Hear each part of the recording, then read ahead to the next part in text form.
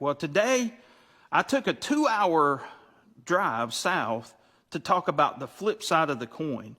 Today we're going to talk about why 10 speeds are so important in today's time, so that you can go check out his channel. But this car right here is really the reason why I'm here, because this car is awesome.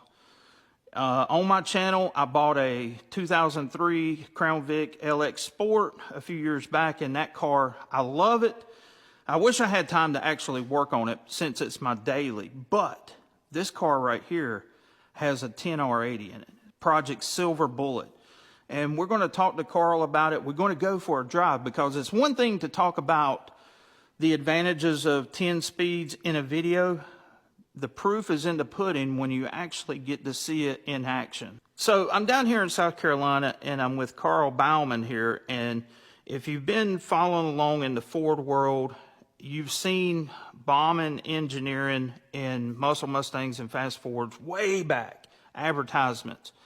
And so I was fortunate enough to be able to come down here today, and we're going to talk a little bit about this car, but mainly what I'm wanting to talk to you about is why 10 R80s? Why do we have 10 speeds? What's the advantage? It's really hard to describe if you haven't actually experienced it, but yeah, on paper you can do the math, and you can see the engine can stay within 1,000 RPM band at watt. So it's all about keeping the engine at peak power longer, right? Yeah, you're always near peak torque, peak power. Yeah. The whole time you're rolling. So I rolled down here in my wife's F-150, and it has a 10 R80, and I love it. I mean, that Coyote F-150, it runs strong.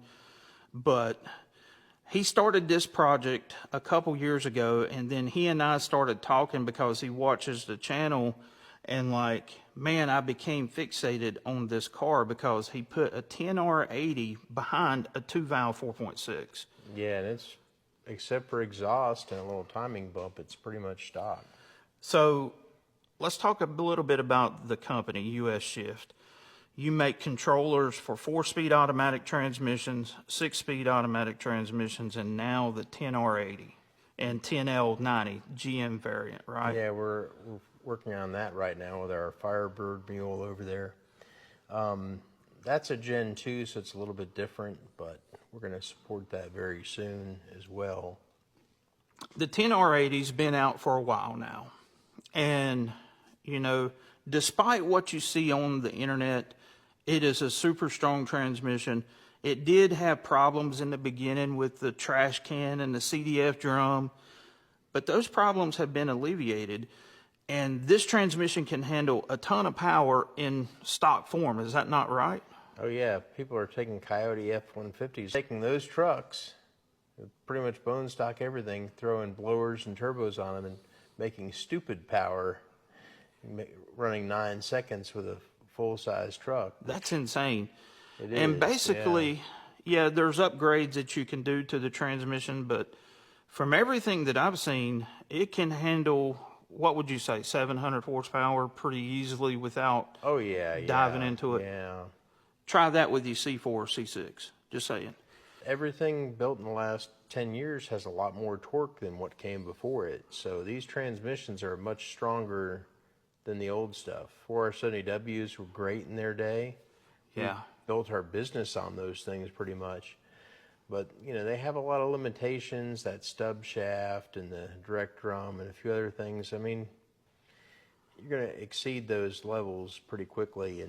Carl and I was discussing, you know, just in the past 25 years, technology transmission has transformed night and day difference. I mean, at the turn of the millennium, you had 4-speed automatics were the standard. Then in the middle 2000s, it went to 5 speeds, 6 speeds, 8 speeds. Now here we are, 2025, and 10 speeds are the biggest thing on the block. So what Carl does is he makes standalone controllers for these transmissions that allows you to be able to retrofit these transmissions into earlier platforms that came with your traditional 3-speed automatics or 4-speed automatic cars. And you get a lot more enjoyment out of the car, and you get a lot more drivability out of the car. You know, I come up in an era where you put a C4 and a Fox body Mustang, 373 gears or 410 gears, works great at the drag strip, but when you get it out on the interstate, everybody and their brother is passing you. Is that not And right? the tax at $4,000, and you're just sitting It's there. not happy. I mean, you know, it's not pleasant to drive. And now, what rear end gear is in this car? It's a 308. It was originally a 327. Okay. Yeah, so I was torn between 308 or 273, and people are probably scratching their head going, what? See, that's another thing. 273? Yeah. And the thing about these 10-speed automatics is, and I'm going to insert a chart of the gear ratios so that you get an idea of what you're dealing with here. I think the first gear ratio in a 10R80 is like a 4.69 or 4.71 or something like that. 4.696 to be exact. So what that does is that enables you to have the acceleration of the traditional 410 or 430 gear in the rear end and still have the 308 or 323 out back. And that's something that I think is missing now. And now that these transmissions are coming into their own, if you will, people are starting to swap them into other platforms that they didn't necessarily come in. Yeah, and I think that's going to be a big thing in the future. Yeah. On paper and forums, people don't really understand the benefits juice and the squeeze, but yeah, it makes a lot of sense when you've ridden in it. It's life changing. Yeah. I might be overselling that a bit, but Well, we're going to find out here shortly, but you know, I've always said on my channel, I'm an analog guy living in a digital world. I am not opposed to trying something new electronically if the benefit is there. Now, when you're talking about building an old street rod or hot rod or something like that, it can be kind of hard to come across a Turbo 400 core or a C4, C6 core these days because we're talking about transmissions that are over 50 years old, basically. yeah, essentially. And unfortunately, those things have played out. Now, the Turbo 400, hands down, is probably the most supported 3-speed automatic out there in the racing community. There's nothing you can't do with that. I mean, you can go 3s in the 8th mile with a Turbo 400, just throwing that out there. But 95% of y'all don't live in that world, okay? We live in the world where you just have a hot rod and you want to get out and enjoy it, be able to cruise down the interstate. It's taken a long time for people to get to the point where they would put a 4L60 or 4L80 or a 4R70 in a car. Oh, true. Yeah, that's only recently become mainstream. Yeah, But the 10R80s in the Ford world pretty much are all modular Bellhausen pattern. yeah, modular V6. Yeah. Yeah, so what is the solution if I want to put this behind, say, that 5.0 Explorer engine right there? Well, we work with Josh at Performance Adapters, and he makes adapters to go between the modular pattern and the small block pattern. And he also has small block to V6, so you can use the EcoBoost transmissions, which are just as strong, more plentiful, and cheaper. So one of the things we're really focusing on is accessibility. We want people to be able to buy a junkyard transmission, stick it in the vehicle with little or no changes, and you'd save a ton of money because if you find a 4R70W, it's going to need to be rebuilt. There's no pristine new ones that came out of 10,000 mile vehicles. They're all 200,000-300,000 miles. Yeah, now. they're going to need everything. The valve body's going to be shot. You're going to have a lot of things to deal with. So it's actually getting hard to source the connectors for those too. Most of them are discontinued, and we're having to tool up connectors to make it. You've partnered up with Suncoast in making flex plates, correct? Or is that something you got into work? Suncoast has a billet 10R80 flex plate. Okay. For the regular 8-bolt crankshaft engines, which actually it's the same flex plate in an EcoBoost as it is in a Coyote. Okay. Same thing. And I said, well, hey, can you guys make a 6-bolt version for the old modular engines like this Romeo engine that didn't have, you know, the Windsors were pretty much all 8-bolt. Right. Can you make that? Oh, yeah, we'll do it. So now they're making it, and we're getting our first batch. We got a test piece that we used in Jake's S197 Mustang with a 3-valve. Yeah. And that works great, perfect. But this one has a hack job that I created. I wouldn't recommend to a customer. So Right. they've solved that problem for us. And adapting to a small block, Josh at Performance Adapters has solved that problem. And you can do it with the V6 transmission, and which it's a smaller bell too, which helps with fitment.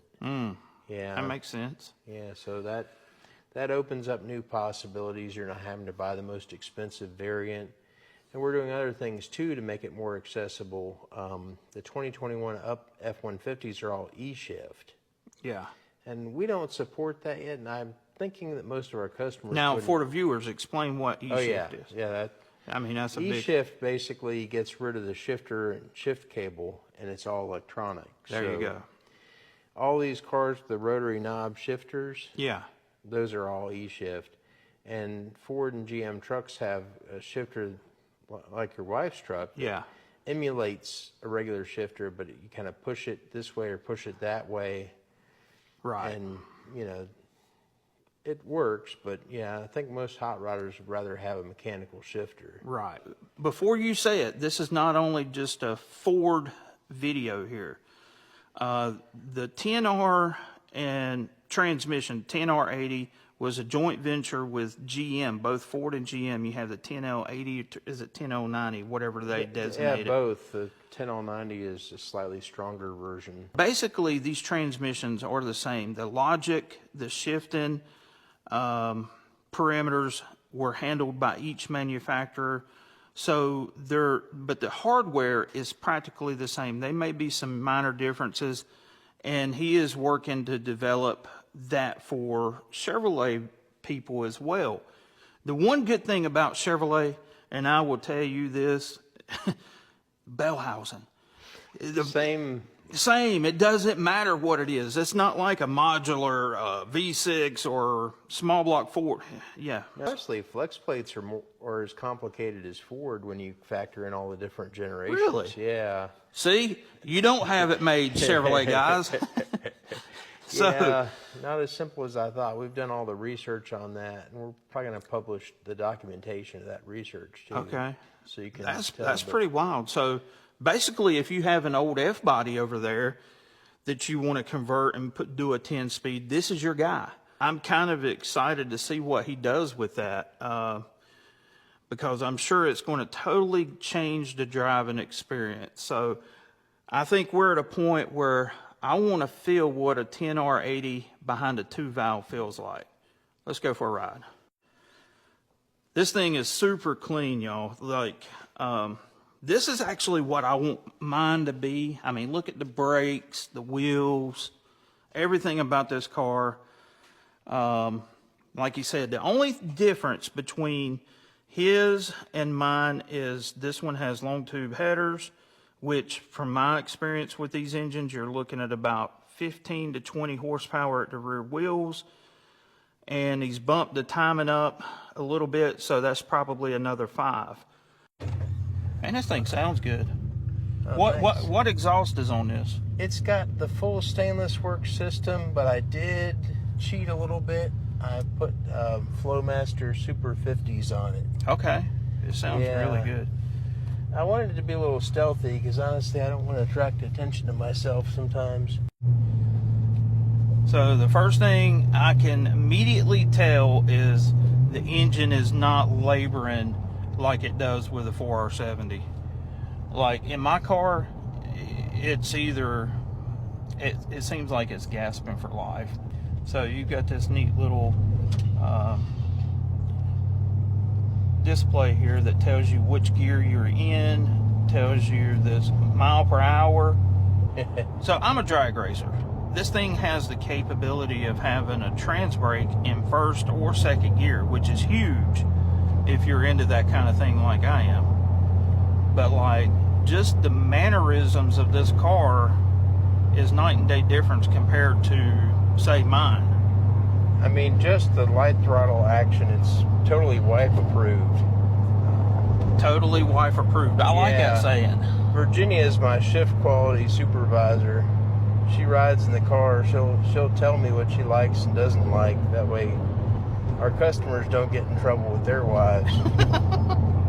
No, I'm tickled with how it worked out. And then here's Chris at ADTR. Shout out to him that it can handle like this. Oh, yeah. It's like a slot car. I mean, it does. I love the handling of it. Yeah. So this is what I'm going to do. I'm going to put in a video of accelerating in this car, and then I'm going to put in a video of my car accelerating, and you will see the difference right away whenever you're ready to let it eat. All right. We'll use the brake.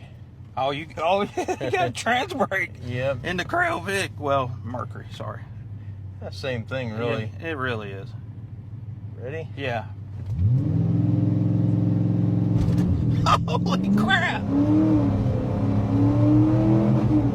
This thing rolls. A little 2-valve car.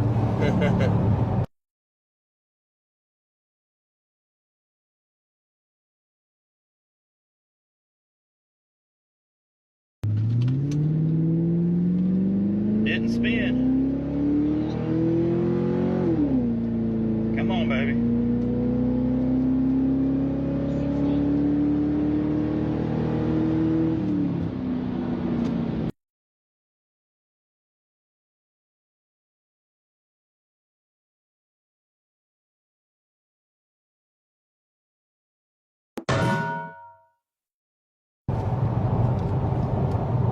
Micah, we got to put one in Clark. I think so, yeah. That was really impressive difference. My car will actually 8th mile about 1050s. And this car is a second faster. I mean, it's just, and the shift quality is perfect. It's not jarring your teeth out, but it's enough to let you know that it's there, you know? Yeah, and you can, it's smoother at light throttle, or, you might need it to be smoother. Yes, there's definitely... So with your switch panel there, how many tunes can you have in this? You can have 4. 4 different tunes. And you can control them in different ways, too. I mean, I'm just blown away by this, really. Let's try traction control off. Okay. The traction control system is actually somewhat usable in this vehicle right now, but it still digs hard. Okay, we gotta go. Just sliding the tires up. There's a little bit of smoke back there.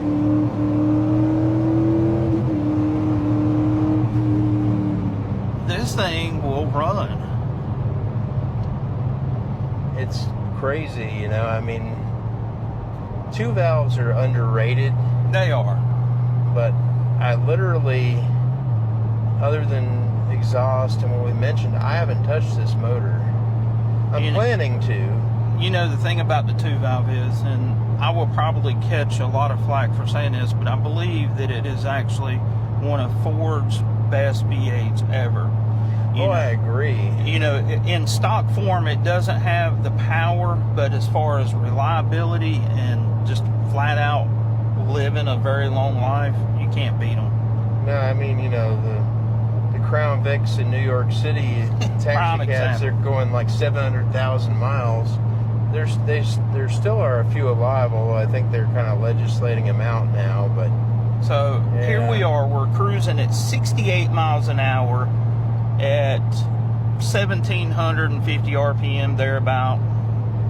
I mean, and like I said, this car accelerates like it would have a 430 gear in a 4R70. Probably even better now. Oh, probably 4